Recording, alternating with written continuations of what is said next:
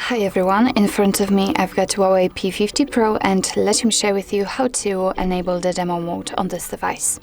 So first of all we have to enter the settings, and now let's scroll down to the very bottom and tap on About Phone.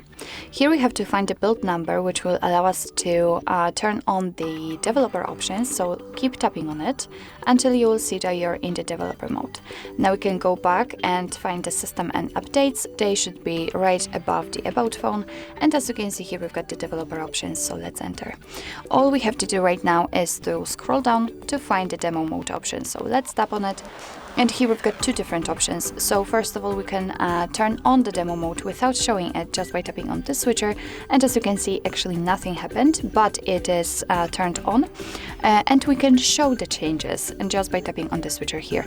And as you can see we've got some differences basically on the status bar.